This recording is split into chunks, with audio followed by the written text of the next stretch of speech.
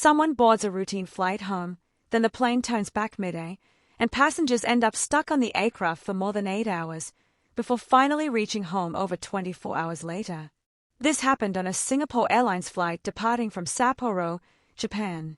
According to a passenger on board, 23-year-old student Jermaine T.O., Flight Square 661 was meant to depart at 9:30 a.m. on the 10th of January, but it was delayed. The aircraft eventually took off at around 10:30 a.m. But less than an hour into the journey, about 55 minutes after takeoff, the flight turned back due to an air pressure-related issue. To be clear, this is the kind of moment that instantly flips the mood in any cabin. You're not even halfway into your trip, and suddenly the aircraft is no longer going forward, it's going back. Jermaine said the passengers understood the situation because safety must come first. But what hit them hardest was the uncertainty. What exactly happened? How serious was it? How long would they be stuck? Would the plane take off again? The aircraft landed safely back at New Kaitos Airport at around 11:30 a.m. At first, passengers were told checks would be done and the flight might depart again by around 1:15 p.m. But then the waiting dragged on.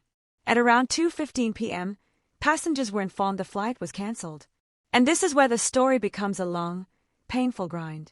Even after the cancellation announcement, passengers were not brought off the aircraft quickly.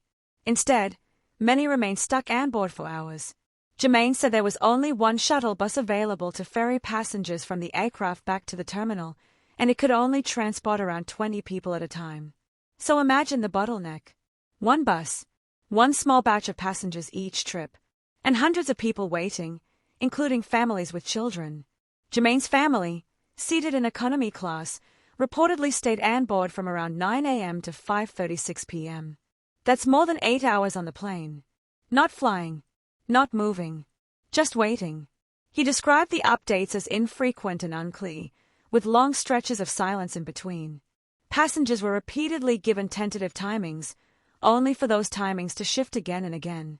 And when they finally got back to the terminal, the confusion wasn't over.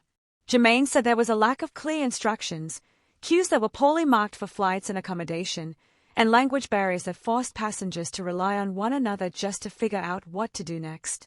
Some passengers reportedly received emails suggesting arrangements would be made. But many were sent to hotels more than an hour away. And to make things worse, passengers were allegedly told to arrange their own transport, despite a severe taxi shortage at the time. For families with young children, the situation sounded especially exhausting. Jermaine said he and other families were stranded until close to 8 p.m., before a shuttle was finally arranged for the remaining passengers.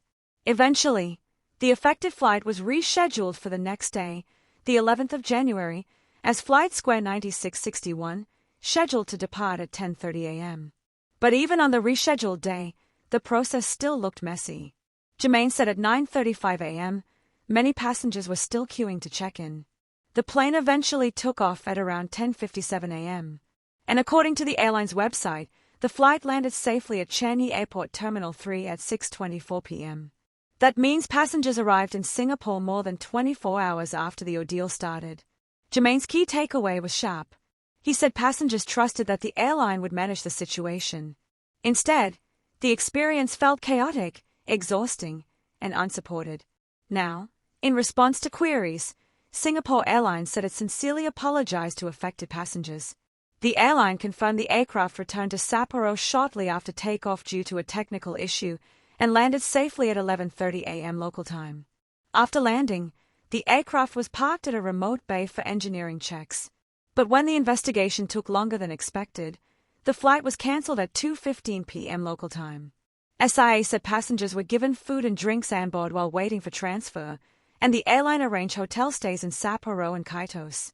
But the airline also explained that due to peak season constraints and limited ramp bus availability, disembarkation was delayed, with the last passengers leaving after 5 p.m. SIA also said it kept passengers informed and arranged hotels, transport, and meals where possible. And those who made their own hotel and meal arrangements will be reimbursed.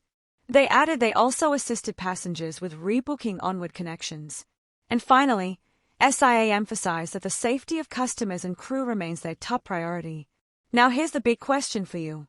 When something goes wrong mid-flight, and safety forces a return, What matters more to passengers after that? Is it compensation? Or is it clear updates, proper planning, and being treated with care during the waiting? Because in situations like this, it's not always the technical issue that people remember. It's how the airline handles the humans on board. If you found this breakdown useful, help us out.